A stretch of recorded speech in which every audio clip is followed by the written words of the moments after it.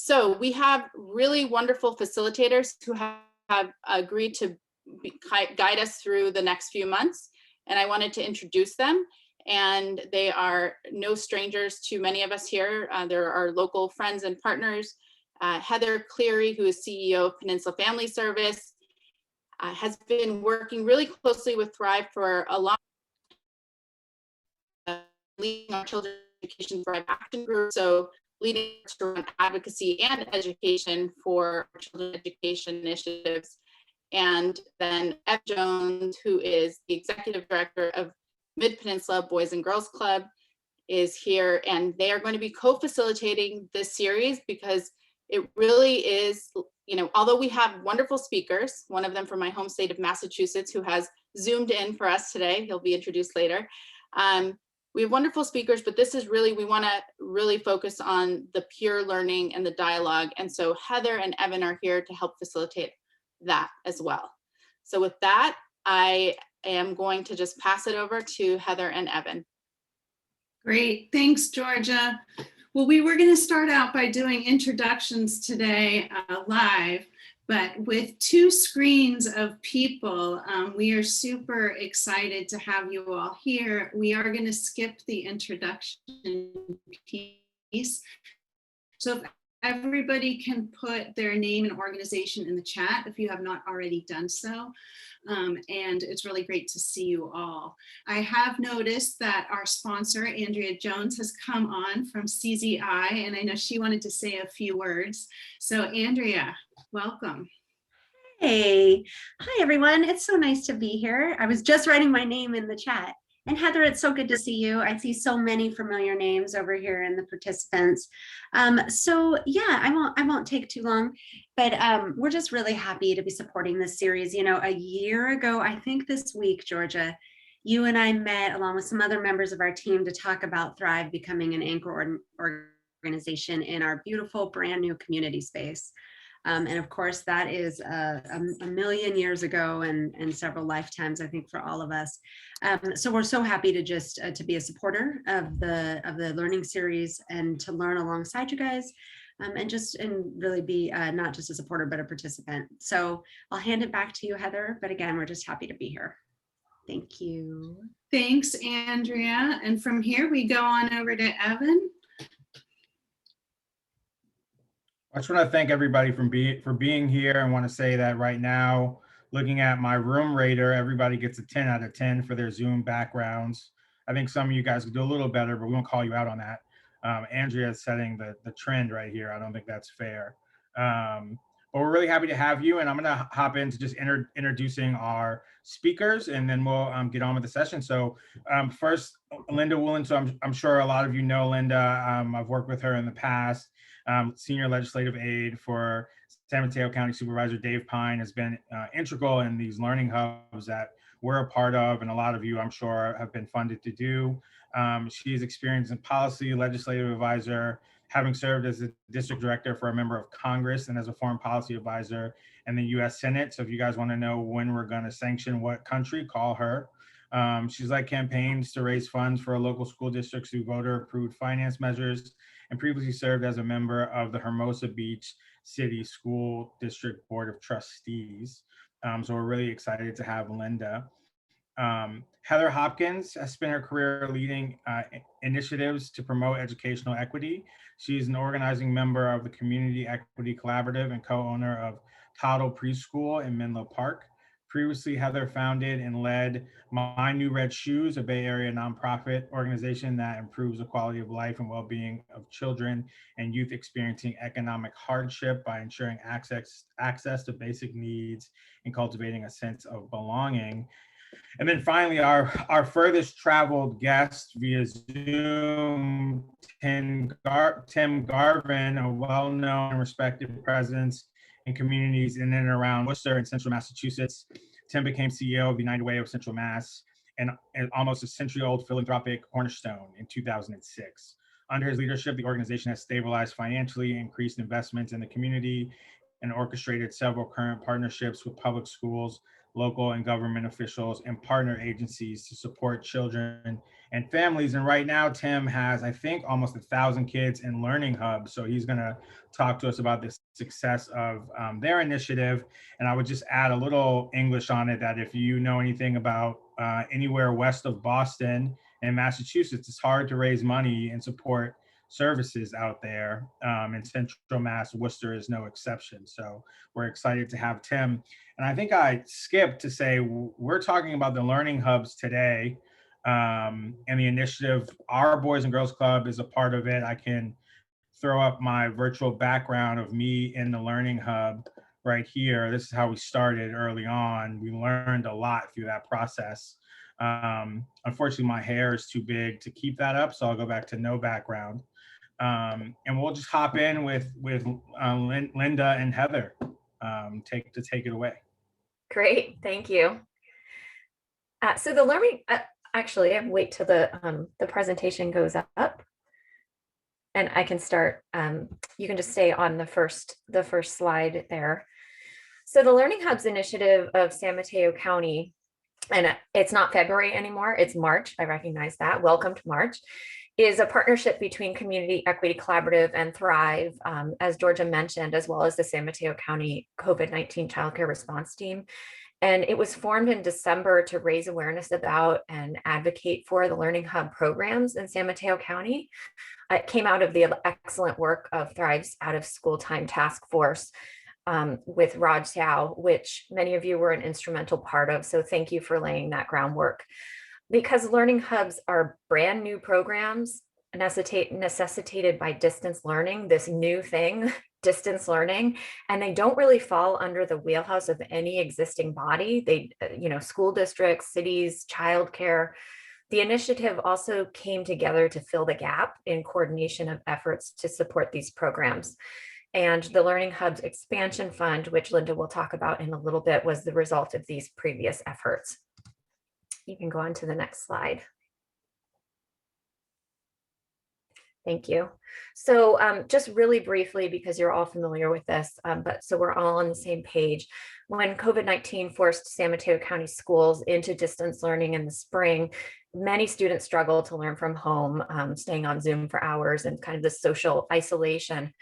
But our socioeconomically disadvantaged students, which I will refer to as SED students for the rest of this presentation, often face additional challenges such as internet connectivity issues, crowded home environments with significant distractions, the need to share devices among multiple family members, and a lack of adult assistance or even supervision, as well as many high-income families hiring private tutors to fill that gap. Next slide. Especially for younger kids, having an adult available to monitor and support distance learning is critical, but unfortunately, the likelihood that an adult is home with a child correlates with socioeconomic background. So nationally, only 24% of parents in low-income families have been able to work from home during the pandemic, compared to 73% of parents with medium and high incomes. Next slide. Thank you. So this opportunity gap, of course, preceded the pandemic. Here in San Mateo County in the 1920 school year, only 26% and 36% of the county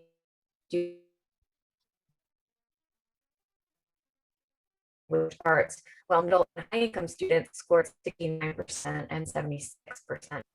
Next slide. While some of San Mateo County's public schools and districts have the resources to resume in-person learning this fall, only 3% of the county's socioeconomically disadvantaged students benefited. So of the 6 districts that returned to in-person learning in the fall, 5 are in high-income areas with SED population. Oh.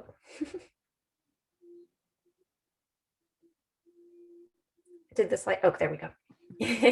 So the slide with the 6 circles, please. Next slide.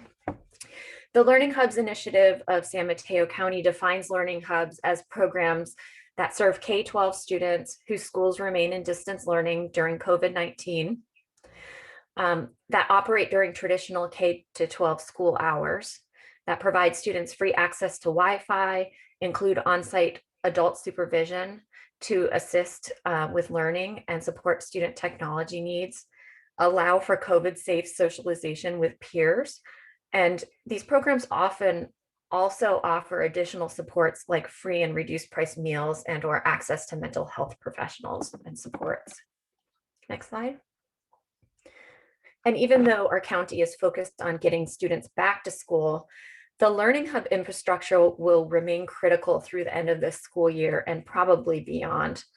91% of the students in San Mateo County whose districts have returned to in-person learning, either by March or that will return this month, have done so in hybrid mode, where students remain in distance learning for part of the time. So our Learning Hubs infrastructure is going to continue to be really critical. Next slide. And I'll turn it over to Linda. Good afternoon, everyone. And so great to see so many of you, and thank you for coming. So recognizing the urgent need that Heather has kind of laid out, and also just in context of the county trying to be as responsive as we can to the highest. We were able to talk about various funds to support different groups. And so at some point in the process, and also building on the work that the Out of School Time Task Force had developed, Supervisors Pine and Groom proposed to establish a Learning Hubs expansion fund. And that would be, what was proposed was a grant fund of $1.5 million that was brought to the Board of Supervisors in January and immediately approved. And this was becoming kind of an urgent need as schools were obviously already starting their winter, spring semester. And we saw that the data that Heather's presented about most schools being in hybrid mode, if not completely distance learning. So we had a very, very accelerated timeline. The grants were approved on January, the program was approved on January 26th, and we opened up applications the very next day with a 2-week time frame for applications. We got 24 providers applied to the fund, and we reviewed applications as quickly as we could get our group together to review them, and we're able to mail checks within a week. Some of our hubs were scheduled to start as early as this week to pop up their programs. Next slide, please. This was we had an advisory committee that basically mirrored a similar one that we had established for a child care relief fund that the board had set up in the fall. So that included all these organizations on this slide. Next slide. We established as part of the as this program, we had a threshold eligibility, which are the bullets on the left-hand side. I'll just give a minute so that you can read them.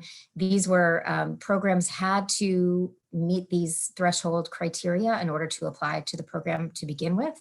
And one of the things that we determined is that in order to kind of assure that we could pop up these programs really quickly is that providers had to be already operating a learning hub. We can talk more about that, and that there'd be a focus on the SED students, as that was a population we wanted to impact. And then the right-hand side are priorities that we would set. So we asked questions on the applications to get an assessment of these elements in those programs, and points were assigned based on, in order to establish the priority. Next slide. After reviewing the grant applications, the committee had a very vigorous discussion, and it was really hard. We had $2.68 million in requests. Hold on, I'm trying to remember now. Oops, that's not there now. We had originally thought that with $1.5 million, we'd be able to support about 400 student slots, but because there were a lot of mixed funding scenarios and different formulas that different providers were using, we ended up being able to award grants to 23 separate agencies that would pop up 44 learning hubs to serve 540 students, 94% of which were in our target SED population. Most of those were also in the K through 8 category. There was one program that was serving high school students.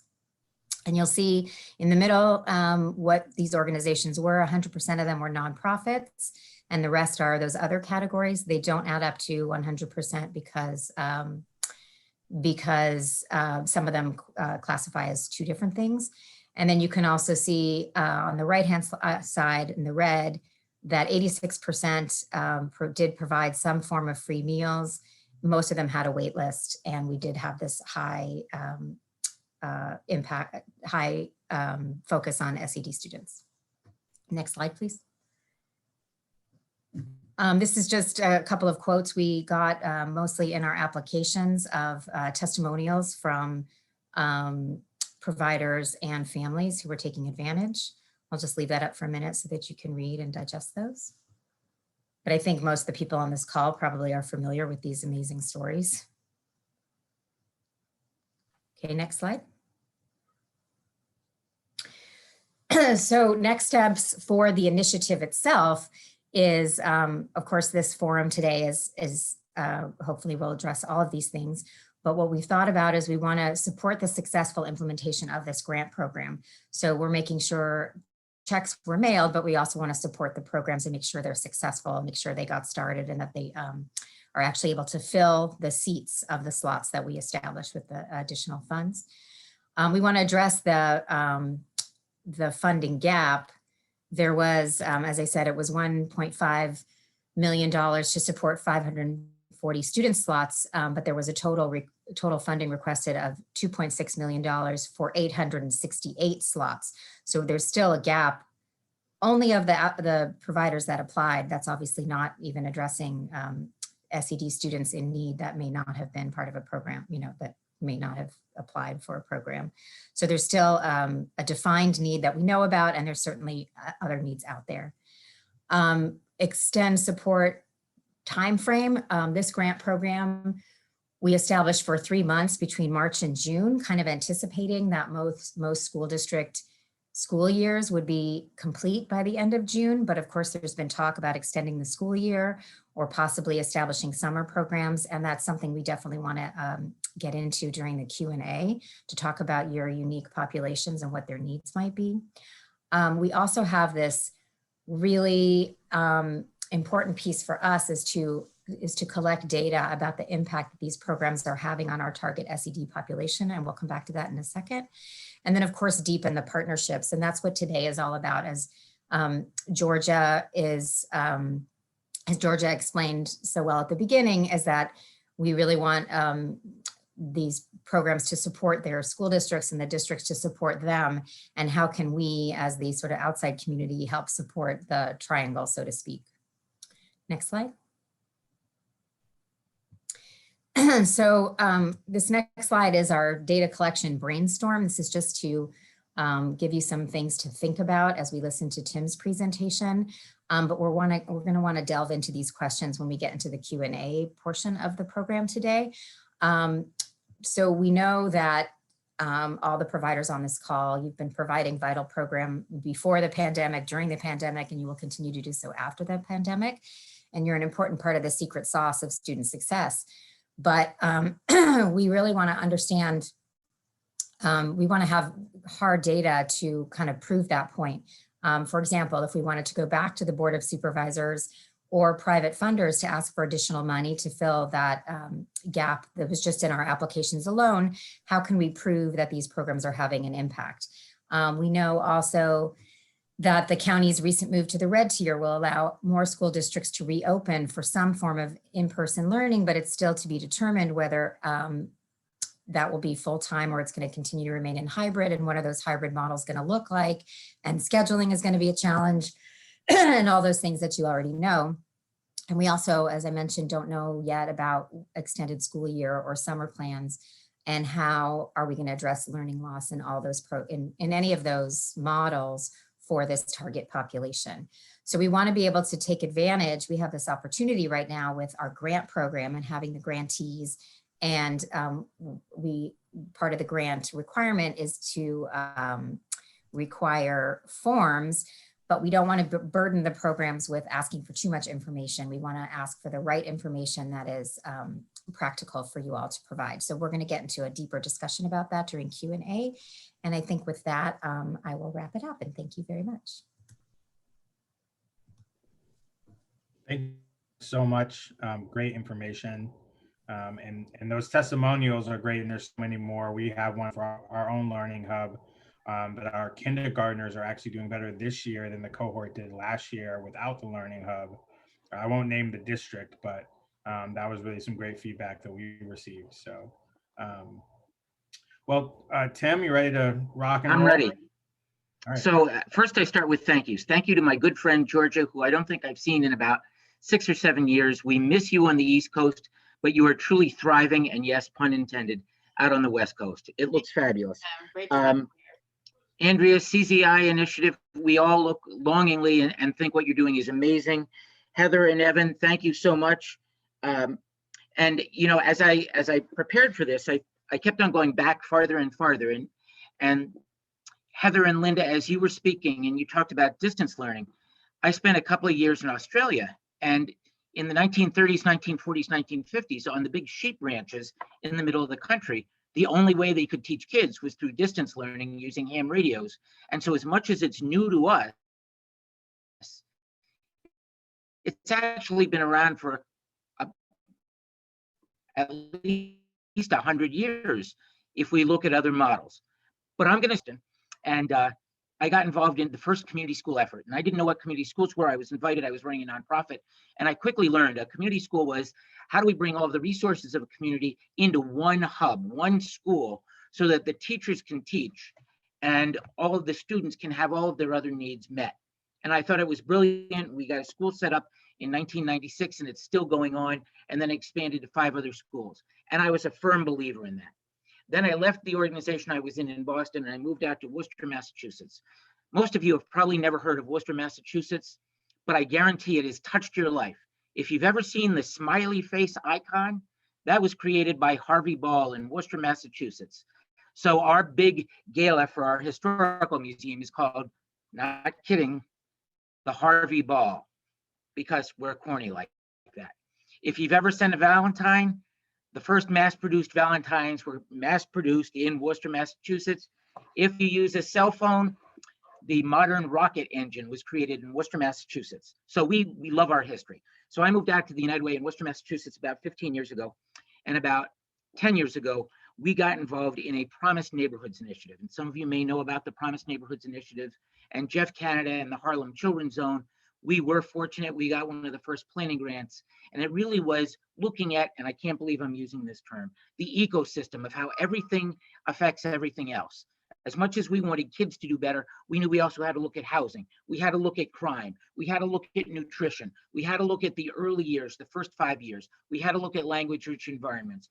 And we built this great model, and we finished 7th in the country, and so we didn't get the $5 million we were asking for every year. But our work continued. And in fact, all of that work led us to the point that occurred about a year ago.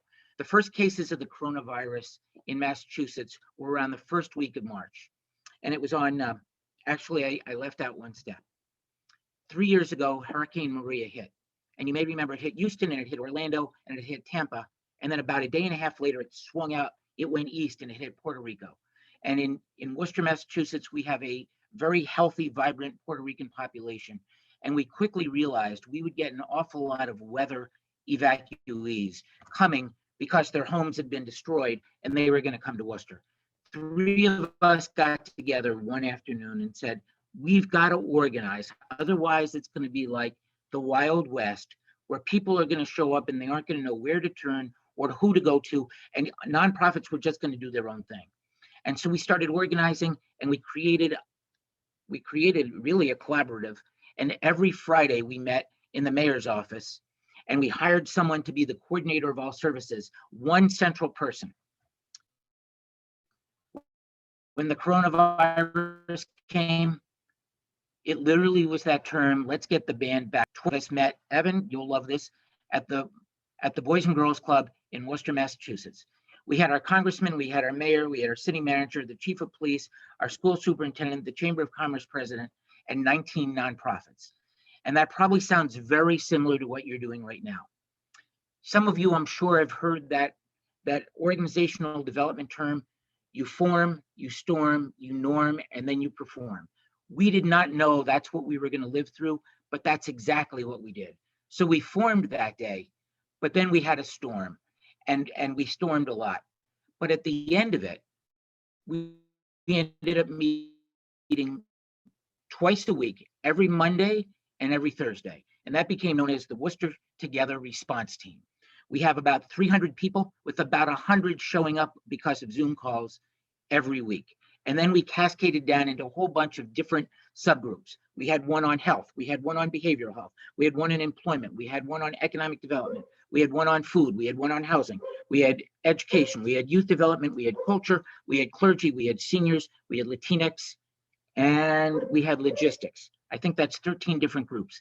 And then we had subgroups of the work groups. In the education group, Linda, I was thrilled to see some of your slides where you talked about devices and internet connectivity. Worcester, Massachusetts has 25,000 students, elementary school, middle school, high school students in our city. And for us, that's a lot of kids. It's the second biggest school system in all of New England. We found that 5,000 of them, 20%, either didn't have devices or they didn't have connectivity. It took us and I say to the small group that I was part of, we have the scars to show it, but we ended up raising $500,000, and we purchased for 16 months, 5,000 hotspots and gave them out to all families. The beautiful silver lining in it is not only could kids get connectivity then so that they could go back to school, but families could apply for benefits, they could work from home, they could do telehealth. And so our liberation by getting the most arcane, the most unsexy of all things, hotspots, actually made our city more connected and better. When we started meeting as the Worcester Together Response Team, we had a couple of clear rules. Everybody was invited, but not everybody was going to get to speak. Everybody could join any work group, but this was not to complain or to moan or to look backwards and point fingers.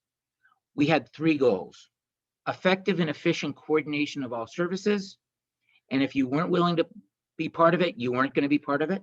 The second was we wanted to communicate to everyone in every language. And we have about 35 different languages spoken in Worcester. And we wanted to make sure we shared all resources so that there would be no barriers to resources. And the third is we wanted to bring problems, newly discovered, newly created problems, and solve them as a group. Just one instance, we found that families were quarantining because they had coronavirus and they weren't able to get food. And we created the most unglamorous name ever, the Hot Meals Delivery Program. Since we started that program in May, and here we are in March, we've delivered just under 2,000 hot meals, 14 meals. We've put about of the core neighborhood in Worcester, Massachusetts. And think about it, not only is there the humanitarian need of making sure our kids and families have food, $400,000 into mom and pop local culturally appropriate restaurants that otherwise would have been decimated and closed and never be able to reopen. That was problem solving. In April of last year, we realized that kids were in these remote learning things that they did not understand how to do, and we wanted to create a great summer. So we raised money. Our Worcester Together Fund, in fact, in 5 months raised $10 million. And similar to what you were saying, Linda and Heather, we were doing grant making every 24 to 72 hours. It was a 1-page grant application. What are you going to do? How many people are you going to serve? We weren't looking for outcome measurements. We were only looking for output measurements. And we wanted to get the money back into the community as quickly as possible so that no put $500,000 up, we raised $500,000. We did some nights, 40 nights for teenagers at 8 different places that served about 400 kids during the course of the summer. And then we created the traditional summer day camps, YMCAs, YWCAs, Boys and Girls Club, Girls Inc., Campfire Girls, Scouting. And we served about 1,200 kids. And we were really happy about that. But as we started feeling really good, we quickly realized, my gosh, the schools are not going to be ready to go back in September. So we started another youth work group. And we worked and we worked, and we also had never heard of remote learning hubs. But what we did was we gathered all of the providers that already had licenses to be able to put decisions. We answered the question, were we going to include family providers and early education in? And the answer was no, because they were too small and the volume and the capacity wasn't great enough. Similar to the list, Linda, that you showed of what were the expectations and then what were the priorities, I think those were the two criteria. We did the same thing. We came up with 10 providers who were going to be able to provide remote learning hubs, and we called it a collaborative. They were going to share in the funding, staffing, behavioral health, food, and other resources so that they would all be equal. The only difference would be who had more capacity and who had less capacity. Late, and these came online the last Monday in August when summer camp was over. So we started right out of the gate. And we started with no funding. And that was really scary, but we started literally on that term, a hope and a prayer.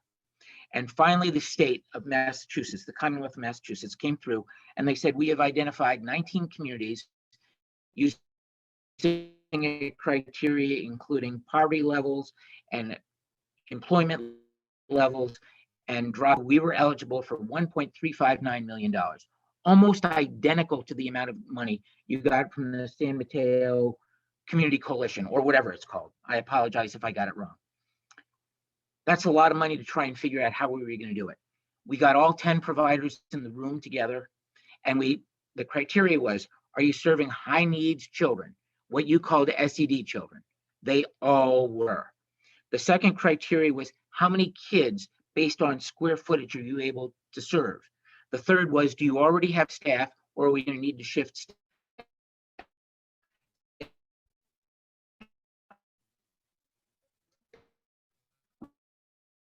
$18 an hour or $20 an hour, and others paying $11 an hour. So as long as they were all within the same band, within 50 cents an hour or whatever it was going to be. And then we took that lump sum of money, we divided into how many weeks there were from the last Monday in August until December 31st, and then we divided it by the number of kids.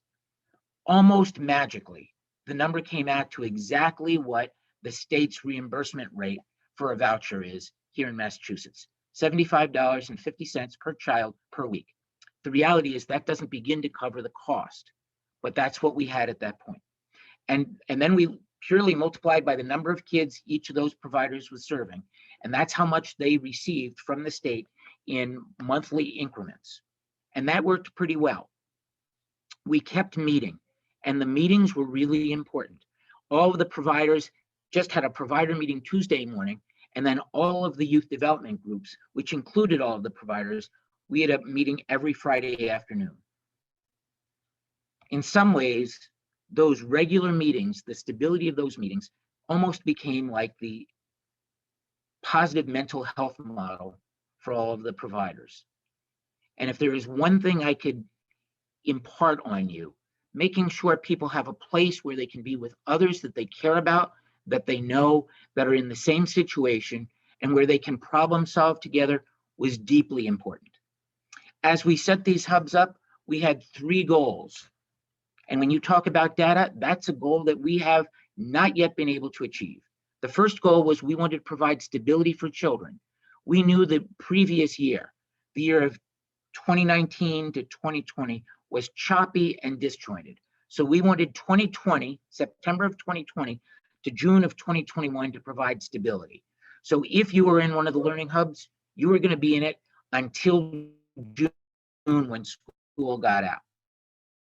Stability for kids, the same staff, the same place, the same transportation route. The second thing, we wanted to ease the anxiety that parents had. And for the parents to think we're in remote learning, we're in hybrid learning, we're in a hub. No, we're back at school. We're at school Monday, Tuesday, and Thursday, but not on Wednesday and Friday, just created havoc. So again, reduce anxiety for parents.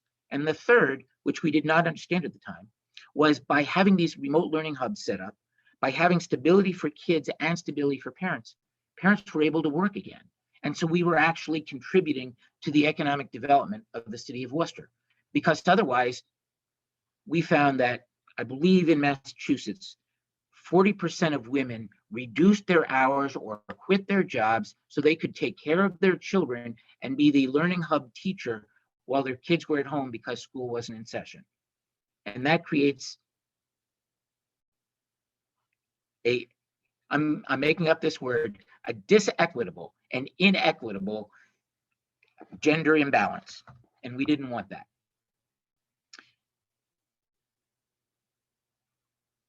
We set up 93 classrooms.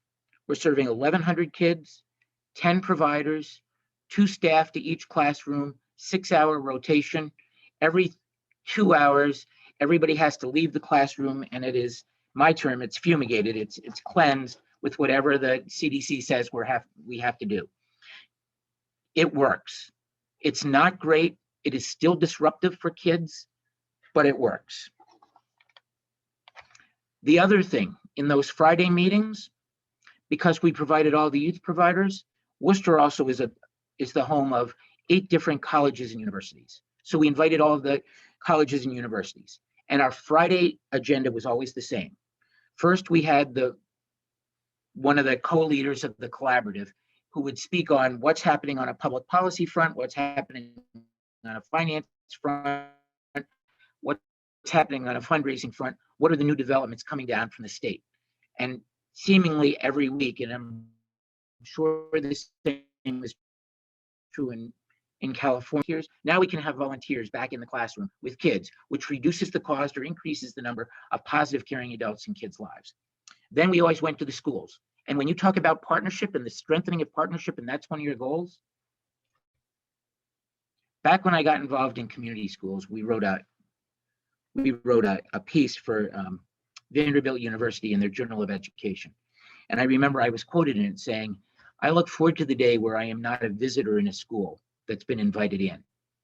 I think we're finally getting to the point where the schools recognize out of school time, youth development providers, early education, that we all together care for our community's children, and we need to share in that care. And it's not schools are over here and providers are over here. So we always have the schools present, and we have the superintendent and the director of social emotional learning, and we also have 2 charter schools. And usually the public schools and the charter schools don't get along. The public schools claim that charter schools are siphoning and stealing money from them. There are kids. We aren't seeing a difference. If you're supporting kids, you're part of this group. The third group we have are the colleges. And I'm really excited. The colleges have created what we call College Corps. They're trying to get all their students, many who are doing remote learning themselves, to be able to go onto this app that they've created and create 3 to 5 minute, not TikToks, but content-rich videos that can be shared in a whole host of different subjects that kids can watch or see. It's a beautiful thing. March 5th, it's going live. And in Worcester, we have 35,000 college students. So we have the possibility of lots of content.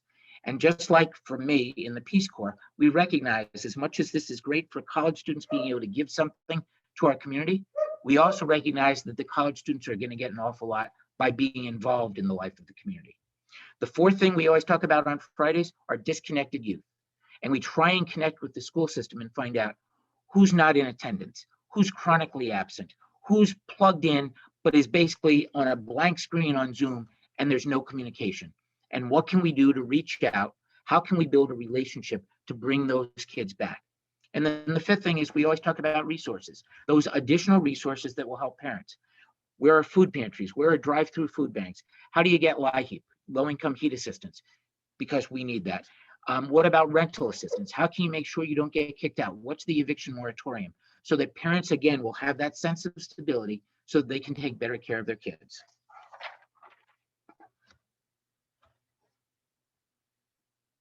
The reason we went from the end of August until December 31st, and I'm holding up here, this was the 5-page document that the state put out, and it said the funds have to be expended by December 31st. And we thought that was absolutely crazy. But we also recognized that it was probably a political decision because we have a number of important people, political people, who rightfully claim that kids learn better when they're in school. And if they continued to fund remote learning, it would keep kids out of schools. Well, here we are on March 1st, and in Worcester, Massachusetts, kids aren't back in school yet. They are now ready to go into a hybrid mode, 2 days a week or 3 days a week, depending on if it's an even week or an odd week, starting in the first week of April. That still creates great anxiety. We're going to keep the learning hubs open. We at the United Way received a wonderful gift. I got a phone call from someone who I had never heard of in the last week of November. And after a few minutes, the woman revealed that she was a supporter of a woman named Mackenzie Scott. And I don't know if you know who Mackenzie Scott is, but Mackenzie Scott on December 15th dropped $2.4 billion into the nonprofit community. I am very blessed and fortunate that my United Way was one of the 384 organizations across the country that received a Mackenzie Scott gift. We received $5 million. And the two goals that I said to my board, we would not put it in endowment, and we would not use it in our regular grant making process and do 10,000 here and 20,000 there and 80,000 there. So the first thing we did, I asked the board once we got this money, could we take $500,000, 10% of it out, to continue the remote learning hubs? So we, the United Way, have been funding them for January. We wanted our providers to be able to focus on what they're best on, taking care of kids. So we wanted to take the burden of the finance and the fundraising off of them. I just got, my internet connection is unstable. If you can all still hear, just thumbs up. Thank you. And so we've tried to do that. We have a number of old family foundations from the 1860s, 1870s, 1880s, when Worcester was a huge manufacturing hub. And we have asked two of them to match what we have done. We are hopeful that this week we'll hear that we've got another $500,000. You received wonderfully $1.5 million. And as you know, and Linda, if I saw your slide correctly, 23 organizations received that money. And yet you had more, almost double that, 2.68 million of requests. The money goes fast. It's incredibly how fast it goes. And it's all needed. It's all necessary, especially for the quality. One of those other things, maybe it was you, Heather, who talked about it, was in looking at some of the families who have means, we're able to set up and they bring in private tutors and they can still work and they've got as many devices as possible. The kids in my community, they don't have that. So we have to find a way and a means to be able to provide for them. The biggest issue that we have, the two biggest issues.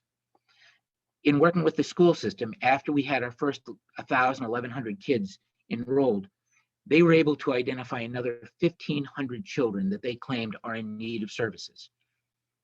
We don't have the finances, we don't have the space because we cannot be in the schools, and we also don't have the staff. In order to serve 1,500 kids, 12 children to a classroom, a remote learning hub classroom with 2 staff in each, just do the math, and we're talking about hundreds more staff. And some people, many people in Massachusetts, still don't want to have any kind of contact, even wearing masks, even in places that are cleansed every 2 hours. So we have that issue. We did a mathematical model. In order to serve the number of kids who also are in need, we would need another $3.19 million. And Evan, you said it best. The farther away you get from Boston, the thinner the money gets. $3.19 million is a lot of money, especially to put into kids that some people would claim are vulnerable or SED or poor. We're trying anyway. A few other things, and then really I thank you, and questions and answers or go back to the agenda. Because all of our providers are also licensed for out of school time, most of the kids are arriving at 8 o'clock in the morning and staying until 6 o'clock at night. That's much longer than a regular school day. They are getting at least 2 meals a day. The meals are nutritious, culturally appropriate. They are getting physical activity. And as much as we all talk about learning loss, we're actually trying to spin it and say, so what other new kinds of learning are happening? And when learning loss, we usually use more of a traditional. In Massachusetts, we use MCAS, which is a standardized state exam of comprehensive assessment. We're finding that a number of our remote learning hubs are using creative ways to tap into the creativity, to use narrative, to use art, to use dance, for the kids to be able to express what the last 10 months, 11 months, 12 months have been like. This makes it really complicated if we're trying to collect data to show that when kids are in remote learning hubs, in fact, they're staying on par with kids who have tutors. But our contention is the kids in the remote learning hubs who are having access to these creative elements are learning in ways and expressing themselves in ways that perhaps would not have happened in a traditional classroom or in their home just with a tutor. And we hope somehow that kind of emotional learning will have legs into these children's futures. I'm just checking my notes.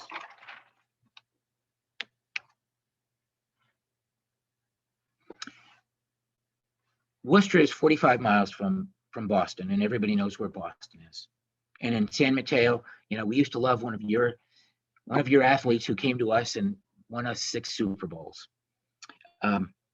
In yesterday's Boston Globe, it was reported that the Boston public school system has been able to identify that 40%, I believe it's 40% of juniors and seniors in Boston public schools are not attending and are now considered chronically absent.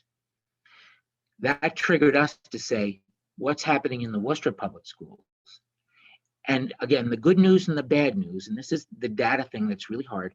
We know the kids in the remote learning hubs, they are physically showing up every day. So their attendance is in the 90 percentile. But the kids who are on the remote devices, we don't know what their attendance is. Or they might be logging on in the morning and then logging off 6 hours later, and we don't know what the strength of relationship or any of that content is. So we're trying to look into that right now. The other hard part about the data collection, in some ways, I think we would love to have some comprehensive assessment to be able to show that when kids were in these remote learning hubs, this collaborative, with good care, with regular attendance, that they did better than kids who weren't. But then we also thought we don't really want to show that they were better comparatively. We just want to show that they didn't lose. And we're afraid that if we did do that kind of data comparison, that in fact it would show that the kids that were in the remote learning hubs with adults in their lives, with food, with physical activity, with an extended school day, that in fact, if they did slip, it would be less than other kids who dropped off the line. And so we've had a really difficult part to figure out. Linda, again, I think it was you who said we have to figure out what are the right questions, not just what are the questions. When you figure that out, let me know, because we don't know what there are yet. We know we're taking attendance. We know we're making sure kids eat. We know we're tracking their health. We know we're making sure they get tested. And we've had very few COVID-19 cases in the kids who are in the remote learning hubs. But at the end of the day, we don't know what else to track. So we're tracking more outputs rather than outcomes. And now what we're doing is, and I'm sure you are also, it's March 1st, school in Worcester gets out on June 14th. And we've already flipped into the mode of how do we continue what we're doing and how do we get ready so that we can have a second great summer for these children who have had a second disrupted year. So that come September of 2021, when we come back to a better future, they will have attained some skill level and be able to go back in the classroom without thinking they've lost a year and a half of their lives. So again, I thank you for inviting me. I loved hearing what you said. I truly would love to say, what can we learn from you? And what you're doing is tremendous. And to all of the people who are on the front lines, please let them know that there is a guy in Massachusetts who thinks they are awesome, because they are. We are very upset that our frontline workers, childcare workers, counselors in camps, counselors in remote learning hubs are not treated the same as frontline workers, as police or firemen or EMTs or teachers, that they are all too often that second or third class citizen, even though in some ways, those that are working with our children in YMCAs and Boys and Girls Clubs spend more time with our kids than teachers ever do. Thank you for this time. Well, thank you Tim, that was very inspiring. And I think it really just shows when you get your community together, you can do a lot for your community. So thank you for that. We are moving on to the questions and answers discussion, but I wondered if we wanted to start with the data collection element because it hit both presentations, and I know that there's some more conversation around the data that we wanted to, that Heather and Linda, you wanted to make sure you got out of the people who are in attendance today.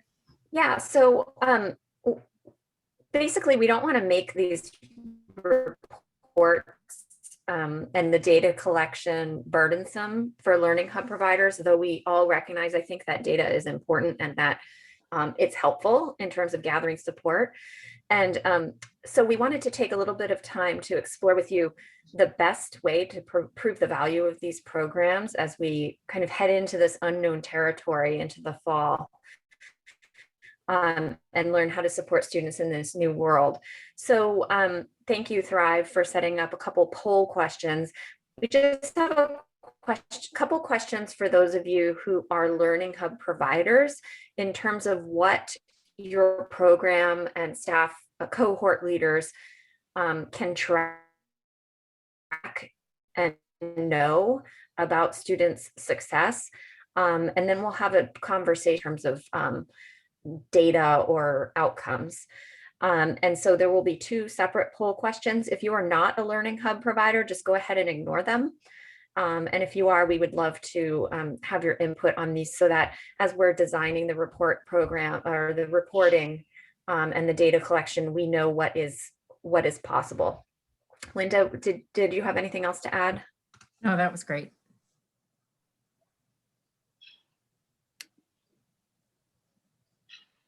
We'll give everybody a minute or two to answer those questions.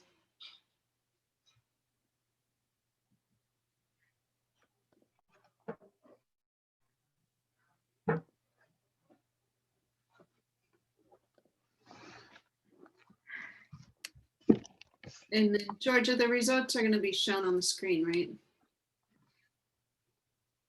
Should be. Kirsten is going to be sharing them. Kirsten, do you want me to launch the poll? It doesn't look like it's launched for anyone yet, has it? There we go. Results coming soon. Thanks, Kirsten. You should see it on the screen, The results? the poll in progress. Does everybody see it on their screen? Yes, we just finished, or I just finished.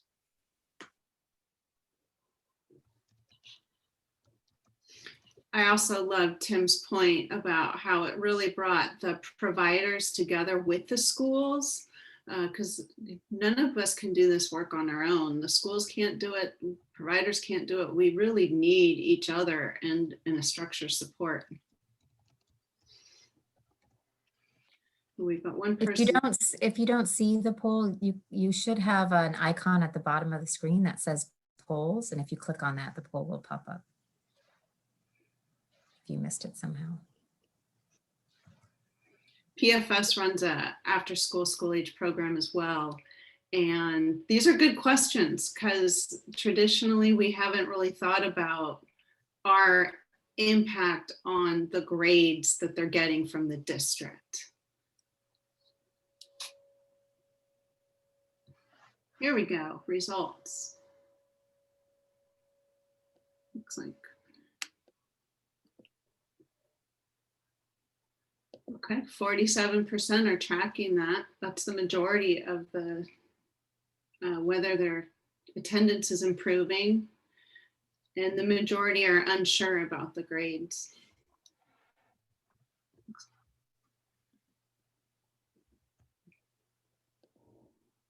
So one thing, and we'd love to hear any comments from the group about those questions or your experience with those.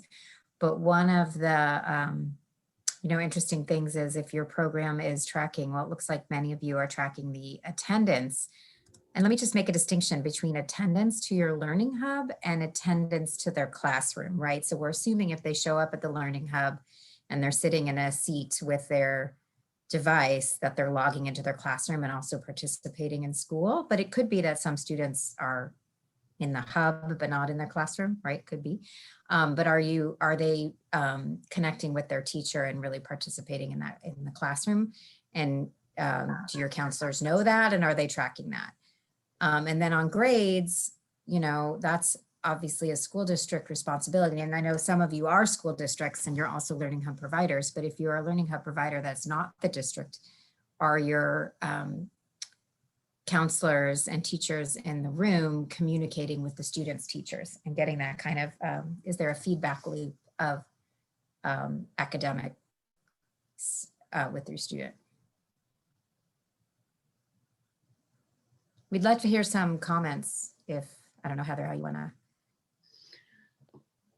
Yeah, if anyone has any comments, feel free to jump in. It looks like Amy sent a survey to teachers to create a feedback loop. I know we do informal feedback with the teachers. Our Learning Hub is located on a school district site and has been there for years. So pre-COVID, we always do it informal. But with the teachers not being on site, we can work with the principal, but not necessarily the teachers. And all of it seems very informal because formally going through requires the SSID. And there always seems to be a huge time delay to get that information. So you're not always current. Those are some of the challenges that I know we have. Yeah, Rolando, I saw you come off mute. Were you gonna say something? Yeah, thanks, Evan. Just real quick, I think that the question is a little bit, the reason why you see the unsure, the not sure line going pretty high is because the question is really dependent on another party, right? On the school side as well.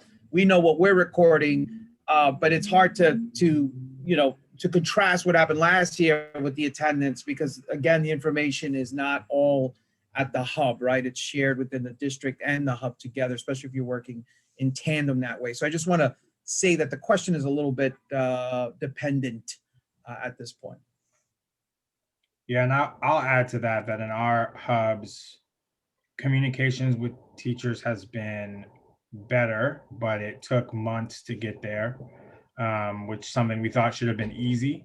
And then also any of the data access, I think what I'm hearing from my team on the ground and what I'm hearing frankly from principals is that teachers are just so overwhelmed that even if on paper this doesn't feel like another thing they have to do, it just when asked they do feel like it's another thing they have to do. And so I think it goes back to Tim's point and to Heather's point about a conversation we needed to have before COVID and that we need to have now, we need to continue, which is your kids at 7:30 if they're getting breakfast with me, and they're your kids at 4 o'clock if they're coming to me after, and they're my kids in between, and how do we figure that out?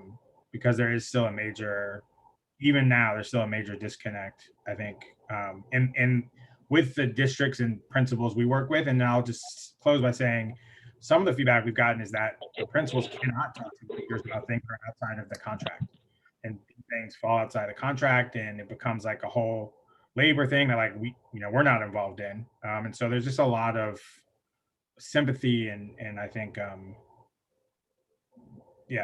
burnout there that stops the communication or makes it not ideal.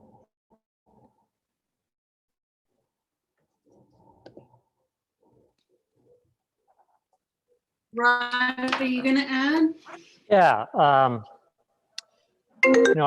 didn't respond to the survey because I'm not a direct service provider. Attendance is not the same as engagement. And I thought what Mr. Garvin said was spot on, that, it's really tricky to try and evaluate the impact here when, who are you going to compare it against? And Rolando was saying, well, you can't compare it against last year because, what was attendance like then? And school districts now aren't even doing standardized tests because they realize it's all out the window. So I think back to what Mr. Garvin said, it's it's the caring adult that's going to provide support, mental health for the kid, and that's been borne out with all the big lift research we did, all the police athletic leagues, getting the kids off the streets and giving them, you know, a caring adult, someone who actually asks about how they're doing, you know, that is worth something. And I feel like if we spin our wheels trying to do a lot of data gathering to prove impact at this stage, you know, that's not where the real value is. Thank you, Rod. Great point. Laura, you have your hand raised? I do. I was going to say, one of the things we did in our learning hub earlier on was, I think because the teachers were doing their thing and we were doing our thing in our learning hub, there was a disconnect on what can actually happen and what the expectation was. And so each party was getting frustrated with the other one, so to speak. And so what we did was we had a meeting with all of the teachers and the principal and kind of explain to them what the day looked like in a learning hub. You know, we have 12 kids who have 12 different teachers, who have 12 different schedules, who have pullouts for band, pull out for speech and language, pull out for adaptive PE. And we're juggling all of these schedules. And I think once we had that honest conversation with the teachers to let them know this is what we're doing in this one classroom with, you know, these different kids, K through 5, with different teachers who need different, you know, needs, including we had a lot of Spanish speaking children who only spoke Spanish, that the teachers were next to them translating their Zoom English only lesson to them. I think that helped. And then we understood why the teachers had to have homework due at a certain time. If it's homework, they can do it at home. Why is it due at 2:30? And once we had that conversation and understood where each group was coming from and where compromises can be made, I think that went a long way in developing that relationship and helping the kids and helping each other and supporting each other through distance learning and through you know, our on-campus learning hubs. And the relationship has improved greatly now that we understand the struggles we each have and what our limitations are. And so that went a long way. And I know it's hard, you know, to try to get teachers, but we had a principal who felt that, and myself who felt that we need to have this conversation with our teachers for each child that's in our program. So that way that we could understand each other and figure out how we're going to make this work. Thank you, Laura. Great comments. Really appreciate it. We have another Heather on the call. Heather, with your hand raised. Well, welcome. Hi, how are you? I was going to say we have 5 hubs throughout the city of East Palo Alto, and one of the things that the same thing, the real disconnect between the school district and kind of what we were doing. And one thing is they had to shift as we had to shift. We had like perfect attendance, and then we do, it's kind of like a SST, but you know, amongst our staff. And we started looking up grades and they were off like 3%, 6%. I was like, I'm going to lose my mind up here because, you know, we got everybody coming to school, but the truth is the way that they were asking the kids to do their homework, like take a break, you know, from the instruction and then do your homework right there, was new. And they didn't know how to do it. We didn't know that's what they were asking. But also we had shifted from a kind of a preschool and after school or hybrid type of situation to really focusing as the school. So we changed our hours and we actually now have kids come in a little bit later on 2 days a week so they can stay later so we can catch up on we were missing kind of that secret sauce that all of us as nonprofit leaders, that hug or, you know, elbow bump, the games, the kind of what's going on in your life, so that we could access their academics in a different way. And so that really, we saw the big shift for us is when we made room for what the secret sauce of nonprofit relational, you know, hands off, you know, as far as the new approach. And that really shifted for us. And now we have great attendance and good grades. In addition, we also learned that the district we are working with changed their grading practices. And so they didn't need to be doing the little homework as much as they need to be ready for the test. And those types of things, I was like, hey, that'd be great for us to know. So that's stuff that, really having to talk to the school district, even though they don't look at us always as an asset in some ways, I mean, they do, but maybe they don't. Thank you, Heather. Those were great comments, really reinforcing the need for that relationship with the district, as well as, the nonprofits. We do have our secret sauce. We know what makes our program work, and we have to keep that at the forefront. And as I think a little bit more about data, maybe some of the data is around some of the things that the nonprofits have done, providing space for parents to go to work, providing that freedom of flexibility to meet the child's need, things like that. It's a different way of looking at it. Rolando, love to hear from you. Just real quick, I know there's a lot of people, so I'll make it brief. I think it's important to have different tiers of value add, right? So the first tier, of course, is looking at the impact of children, but another tier, and I wouldn't know where that would be 3 or 4 or 5, is the value add to the school district, because what's happening is we're helping them test drive, right, procedures and protocols, and seeing how they're going to really react when in some districts kids do come back. For instance, if you have a COVID positive in one of our hubs, we're closing in on 12 hubs now, well, what do we do, right? What's the immediate protocol here? And then we're also working on safety videos that are showing parents that are hesitant to bring their kids back, showing hubs and showcasing how it could work and giving them that ease to come back to school. So I think we have to look at the value adds at different stages that we're offering overall, not just the impact on students, which is great, but also the overall too.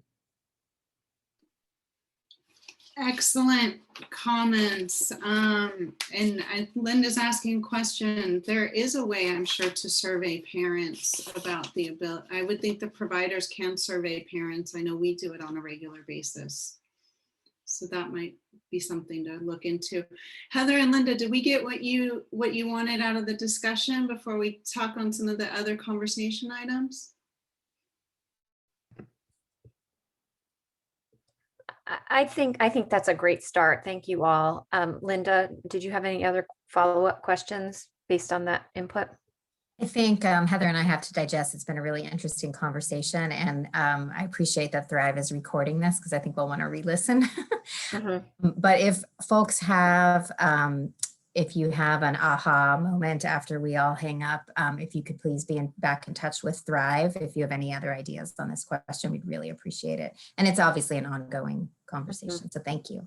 And I guess that's just the only other thing I would add is that as an organization that has been a grantee, as well as an organization that has been on the other side and been administrating funds, I just want to recognize that there is this desire for data, and it sometimes it often puts the onus on organizations that are doing the work and know it's working to, produce this data. And so I recognize that there is a trickiness there, and just wanted to say thank you to you all for having this conversation. And on behalf of nonprofits, thank you for that acknowledgement. It is a lot of data we sift through, absolutely. So I want to move us to a different line of thinking. As these learning hubs progress, how can we support all of you as a community of learning hubs as we're learning together? What do you all need to be supported in this work?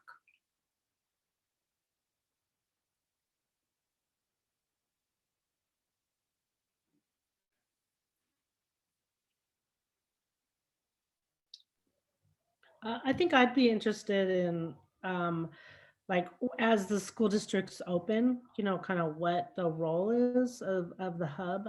I was just a principal called and said, we may need you to shut down because we don't think our kids are going to want to go back to school. And I was like, yeah, I don't know if that's the answer, but, so I think we have some learning to do collectively, and then with our school district as well, our schools as well. Great points. Rolanda. Yeah, I think an area that hasn't been spoken about that plays a crucial role on the launch of hubs is the whole state waiver piece. So we could have hubs getting ready to go, but it could be delayed 2 to 3 to 4 weeks as we're getting the waivers, as we're submitting fire codes, as we're submitting program evaluations, as we're submitting operational plans to the state. Then the state is doing what they do. There's a delay there already.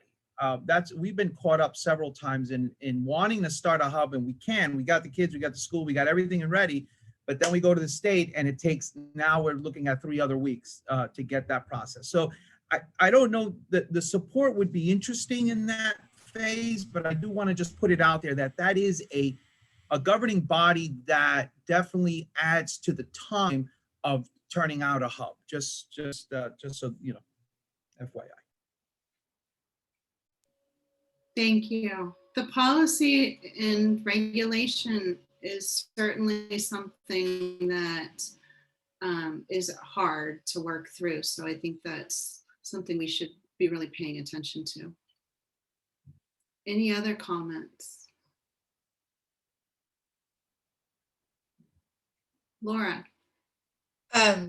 With the talk about people bringing the kids back to school, if we could find out what guidelines there are if the children are in a cohort during the school day, are they going to be allowed to be in a different after school cohort after school, as well as if we're still running, like say they go back to school for just the 2 days. So there'd be 2 days they would come to a possible learning hub for the after school, and then the other 3 days during the virtual learning or for a full day program, depending on how you have your site set up. So just when the district is asking us what we can provide, we don't know if we're going to be able to provide that, or if they're going to have to stay in a 5-day-a-week learning hub for kids who do not go back to school. If we can't commingle a school cohort of children in different classrooms into an after school cohort.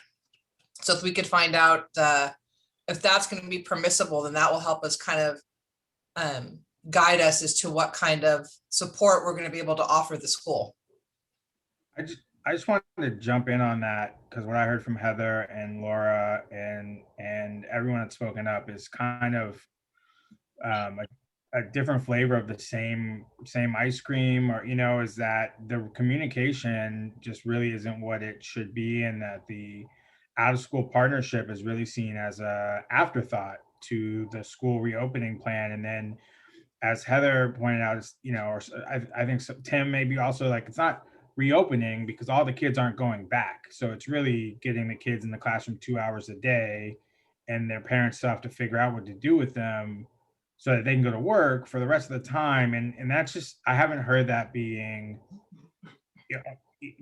surfaced at school board meetings. And I kind of wanted to ask Tim, you know, because as far as I know, Worcester teachers aren't, you know, the highest paid in the country, and they're not, you know, getting free vacations for collaborating with out of school providers. So I'm just wondering how you guys bridge the similar situation, what we're seeing, which is an overstressed teacher population where administrators have little power to ask them to do other things, and the out of school time providers seem to be left holding the bag, like, hey, can you change your program model on a dime or expand? I mean, for my program, it costs us almost 2.5 times what it costs to run regular program, because we're open from 7:30 to 4:30, like you said, Tim, right? Like, that's not out of school time, that's school.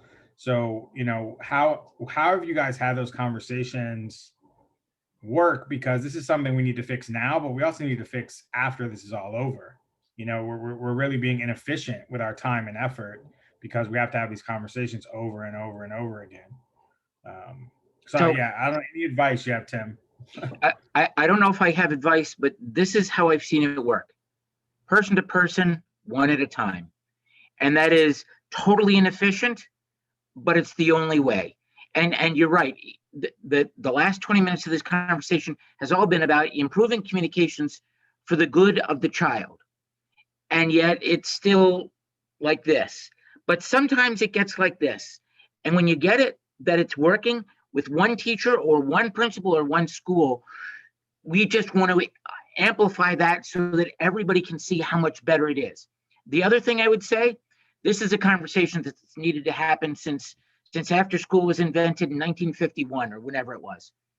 But the good news is that it is happening now. And the silver lining is the coronavirus has allowed us to see that this is a disconnect that maybe will finally bring it together.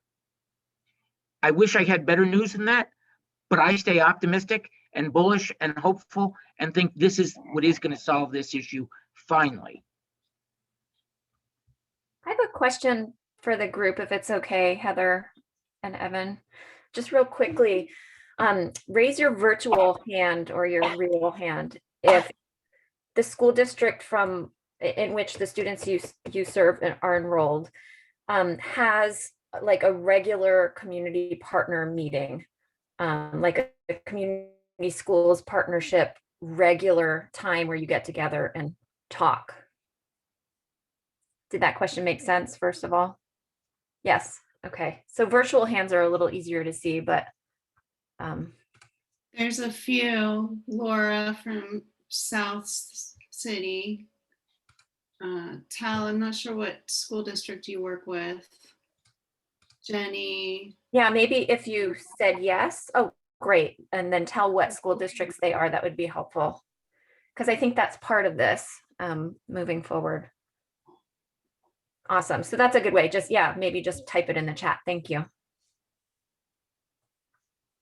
But I would say it does make me wonder if all the community partners are invited to those meetings or if it's just a select community partner, because we work with South City School District and we don't go to a regular meeting.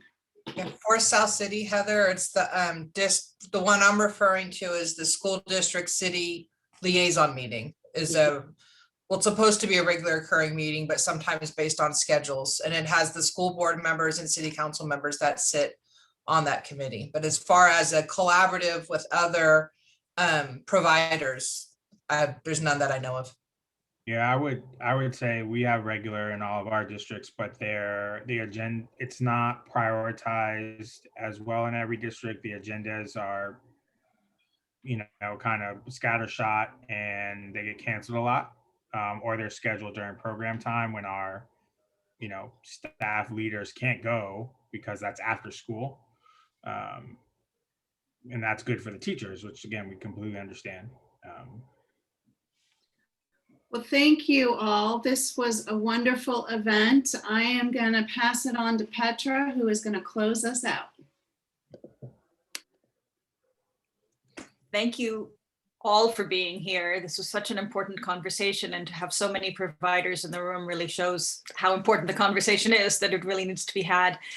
I want to give a special thanks to Tim for working past normal working hours, staying up late in Massachusetts and coming all the way. At some point, maybe you can come out and visit. It's sunny and beautiful here, sorry. We really appreciate hearing your experience and hearing your expertise. That's really great to know that we're not the only ones struggling with this, and that you've come up with some great solutions. I really appreciate that. A huge thank you to Heather, to Evan, to Linda, and to other Heather for all of the work you put into this and continuing work as we go forward. So this is the first of a series. We will continue with this series.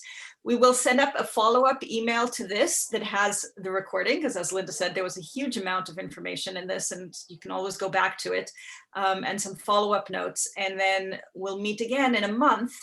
We're switching it to the second Tuesday of every month from here on out. So the next one will be on the 13th of April, and then the 11th of May on Tuesday afternoons from 2 to 3:30. And we really hope you can all join us, because I think Tim had such a great example where, because there was a regular meeting, they were able to get a lot done. So we're hoping that this peer learning series emulates what they've been doing successfully there, where with our regular meetings, we're really able to move the conversation forward. So thank you all so much. We are going to end on time, which is a lovely thing. And we look forward to seeing you all in a month, and I'm sure by email and in other situations before then. So thank you all.